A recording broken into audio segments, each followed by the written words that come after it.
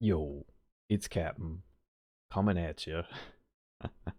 Today is a little different. It's still related to stream, but it's not really like a diary or journal. A journal, excuse me. We are. I'm gonna tell you about 3 different indie game demos that I played today, and it's kind of. Well, I'll tell you what they are. We played. We played What the Car. We played Gestalt, Steam, and Cinder. Pretty sure it's Gestalt. It's not Gestalt, right? I have no idea. And we played BIOMORPH. 3 demos we played. We played each one approximately an hour, I think. An hour, I think. And this was kind of inspired by. It'll be like quick thoughts. I didn't want to. I didn't want to make like one video on each one because it was really just an hour. Like, my thoughts aren't going to be as deep as if I like did 3 or 4 hours or played through the whole demo.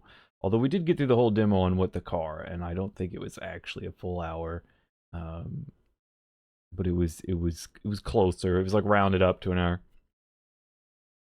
But this is all kind of inspired by the Triple I initiative that ran earlier. Did it yesterday? I guess now. Soon. It ran soon ago, and I'll put the link to it in the description because it was fantastic. It was basically a big games presentation, but instead of like a certain publisher or a certain console maker or whatever, it was a bunch of indie games that got together, and I loved it. 45-minute presentation. They have a nice YouTube channel where they like put all their individual trailers there too as they came out. Just they did a really good job. I loved it because there was no fluff. There was no dumb people getting up and talking about dumb stuff and saying stuff that you don't want to hear or stuff that's like upsetting to you because who Lord knows what they're thinking or what they're talking about or what they're caring about. It was just here's all of our games, here's all of our new announcements, and it ran the gamut from brand new announcements for games coming out in 2025 to like sequels announcements to cool DLC announcements to free DLC announcements updates. The updates the word I'm looking for. free updates that were coming out to games that were announced on the show, just to all sorts of things, to like games getting console releases, stuff like that. And it was all indie games. It was awesome. um I thought they nailed it. I thought they nailed it from start to finish. I wasn't interested in every game, but they had a large um, selection and of interest, and I just thought it was fantastic because I mean I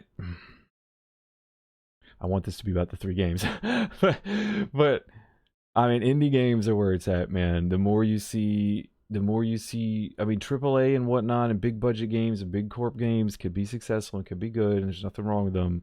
But we see them faltering now more and more because their interests are not aligned with their customer base. Is well, it you know they're caring about shareholders. They're caring about money, man. And to some extent, every business does that. But you really just I feel like they're really shifting away. And you get when the big boys in the industry falter, that is an opportunity to compete. And we could see indie games stepping up into that space, and that's what I love to see. And to me, that's what this Triple I initiative was. It was like, we don't need a big games conference. We don't need big publishers, big console big. We don't need any of that to get attention. We're good enough to get attention on our own because we all make good games, and that is what it was, and that's what they did. I think they had like 25,000 people on YouTube watching live. I stayed up. I was like watching it in bed, trying to go to sleep. And I don't know. I think they also put it on Twitch, so I don't know what they got there. But that's a lot. That's a lot of people, and I thought it was fantastic.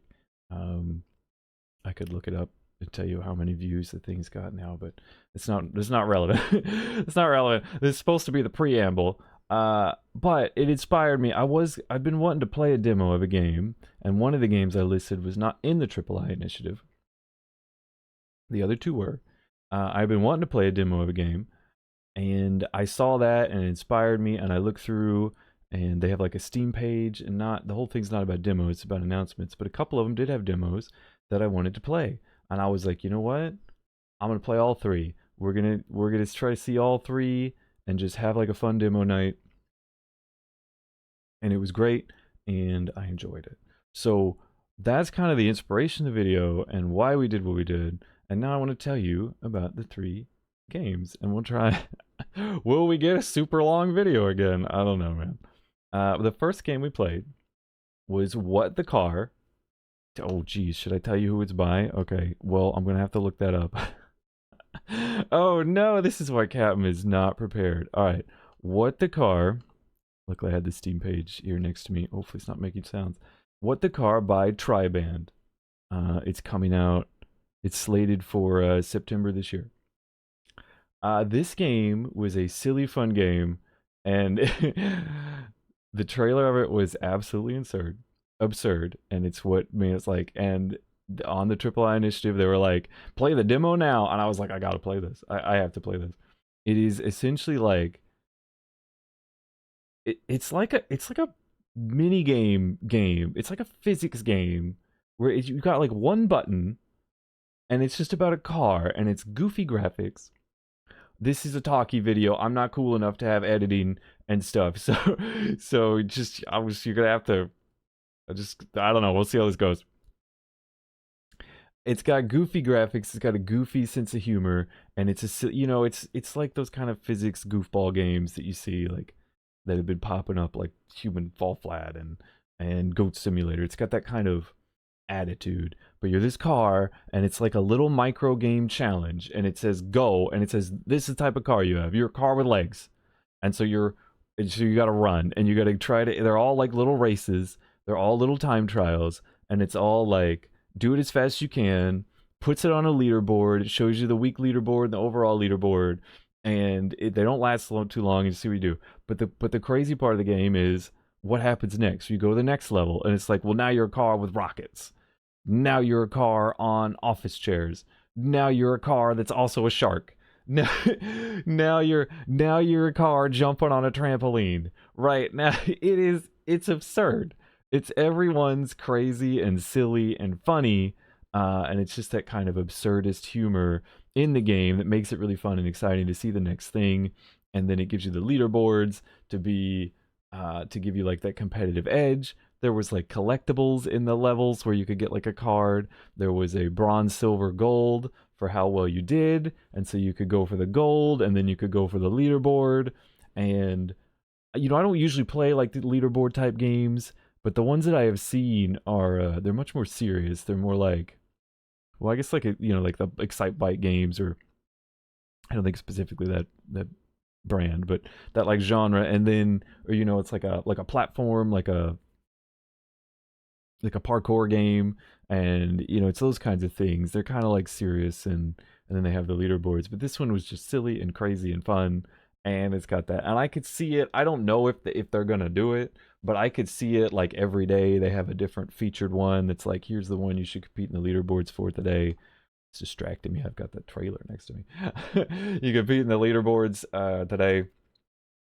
Maybe they have a different one. Maybe there's like they release a new level every week or something. I don't know if it's what they're gonna do, because that's like a lot of development. But I could, just having that interest and that community like kind of chase, and then just you just pop in, you see what crazy micro game there is today, physics based. Hit the button, see what it does, and see how well you can do with it.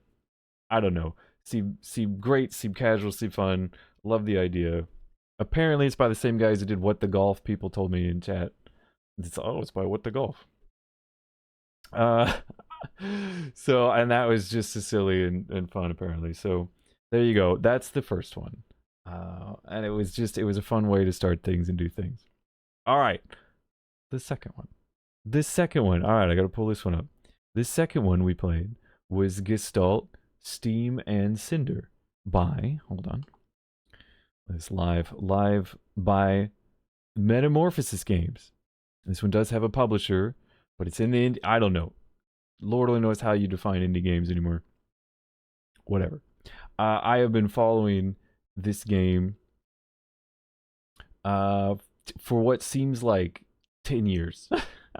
I don't know if it's actually been in development that long, but that's what it feels like. I remember when it was announced. It's how I even knew about the initiative because I follow them. They're like, "Hey, we're gonna play this thing," and I've been waiting on this game for a long time.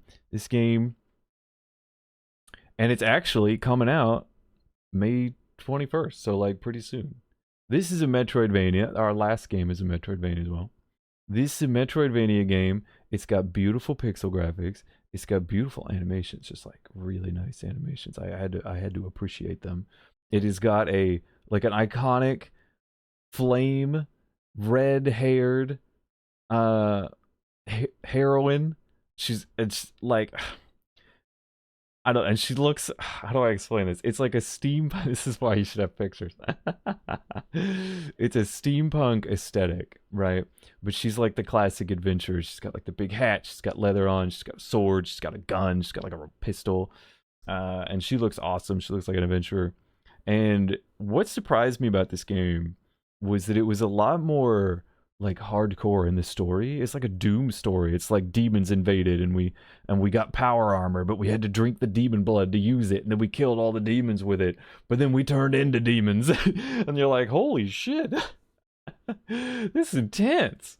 And kind of the game is the game.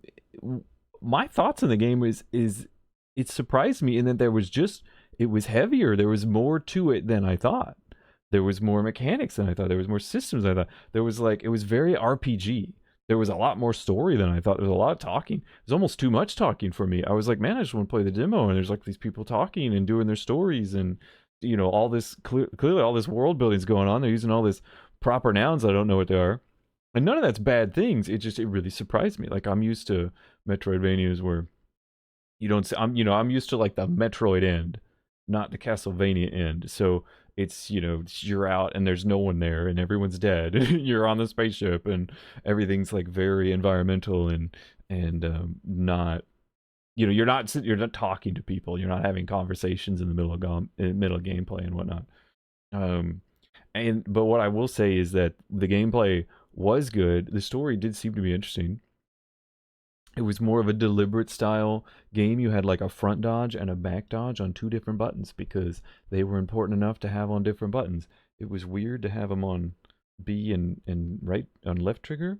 I would have put them on right and left trigger, but I think you can rebind them, so it doesn't matter. But it had like a weightier combat to it. Like you could stop and shoot.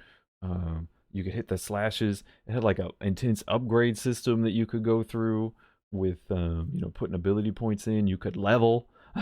Killing monsters got you levels. But what I really liked is it seemed like the game flow was really good. Like I wasn't particularly good at the game yet, but you could tell like the flow was there. Like you'd have a couple of enemies, you had several options. You could do like a stun shot or a regular shot. You had to hit enemies to charge up your shot, so you couldn't just shoot willy-nilly. um, and you could roll to dodge. You could roll forward, you could roll back, and so you would get these enemies. Some of them would be ranged, some would be tanks, someone you need to stun, and you would be like attacking them and then rolling behind them and then attacking again and then getting a shot off, and then you've got to do some more rolls, and then you back up and you get another shot. It felt really good when you got that rhythm, when you were like hitting the right buttons, when you were charging up the bullet and then getting the payoff of shooting it, and then like picking the right target at the right time, getting a strategy of like where you're like who you're gonna attack and where you're gonna roll in and roll out. It felt good. So I don't know. I was excited about the game before I tried it. I'm still excited about the game. Would have loved with Metroidvanias. Their demos are usually pretty long, and I could play them. I love Metroidvanias. I could play them for the 10 hours that they let you do it in a demo because I'm slow and that's what I do. So it was fantastic. Great game. Really liked the demo. I felt good about it. The third one is also a Metroidvania. All right. Well, I don't have segues. We're just flipping through these, dude. And I guess I needed a segue because I got to click on the thing to see who made it. The third one is BIOMORPH, which was also a Metroidvania. It was interesting playing them right next to each other. I try not to play like games of the similar genre like right on top of each other because it can get weird. But it was actually really fun to compare the two. So our third indie game, really needed a segue, is BIOMORPH by Lucid Dream Studio, and it has already come out. I was wanting to play this demo because it had come out, and I wanted to check it out and show off a game that just came out, an indie game that just came out for people, and see what it's all about. It just came out, and it is also a Metroidvania. It is in a different style though. It is, oh, it's just like, this one really reminded me. Well, first it kind of reminded me of Hollow Knight because Hollow Knight is inspired so much in the Metroidvania genre. You can really like, it's kind of like Breath of the Wild, where you can see the open world games that were like pre Breath of the Wild and the open world games that were post Breath of the Wild. Hollow Knight's like that with Metroidvanias, so it feels like that. But as we got to play it, it actually reminded me more of Ori and the Will of the Wisps, which was like Ori. It's Ori 2, but it was Ori inspired by Hollow Knight. But you had like why though? It had like you've got the illustrative style, so you've got clean lines. You've got clean lines, and it's got nice, nice colors that are, like solids. So whereas Gestalt had like this gritty pixel feel, this one had a very clean, but not like, they describe it as a dark Metroidvania, and it's like an alien. It's a sci-fi alien setting. All the things are aliens, right? And it's kind of like this, world that has fallen. So it's not like clean and pretty, but it's clean and crisp. And then, there you go. There's the visual style. Captain Pictures. Look. So that was nice. And then it also has like a town you build up, right? It has so many different things to buy, right? You buy like active abilities, you buy passive abilities, you buy biomorphs, which I should have led with that, because that's the main draw of the game. But let's just say all these systems remind me of Ori and Will of the Wisps, which was a great game with an ending I did not like. That's a personal thing. But what the big draw of Biomorph is, besides just the interesting kind of sci-fi alien setting that you might be into, or the art style you might be into, is that you can become the enemies that you kill. And so they have certain enemies that when you kill them, you can become them, and it switches out your abilities, your active abilities. It switches like up how you move and stuff because you're now playing as this different unit, and it allows you to do the Metroidvania progress. There's like some walls that you need. It's like, well, it's a heavy wall, I can break it. Well, if I'm one of these other monster aliens, then I can break it. And I tried 2 in the demo. It was like a chicken. It's like a rock chicken, and then it was like a big behemoth monster. And the behemoth monster was really slow, and he had big punches. And the chicken was like, had like a charge where you could go really fast, and it had like a scream that could shoot things. And it was really neat. They showed off a boss fight where like you had a morph that you could do in the middle of the fight, and I don't know what the best way to do it was, but it was a very simple fight. But basically, the boss would charge up a big attack, and you needed to just run away from it. There's like 2 levels, and I just had to get to the top level to get away from it. But they let you charge into the big. I mean, they let you change into the big behemoth guy, but he wasn't fast enough to like run away and jump up. And so it's like, all right, you drop the transform, you run away and jump up, and then you can like hit him on the top with your basic form, and then when he comes back down, then you can drop back down, get the behemoth again, and do the big punches again. And it was a really nice flow because the different forms of your character felt different. And apparently when you transform into an enemy enough times, you unlock it as a permanent ability, and then you can slot 3, just like you can slot different attacks and slot different passives, you can slot 3 transformations in permanently that you like to keep. So you can make a build very similar to, Hollow Knight or Ori and the Will of the Wisps.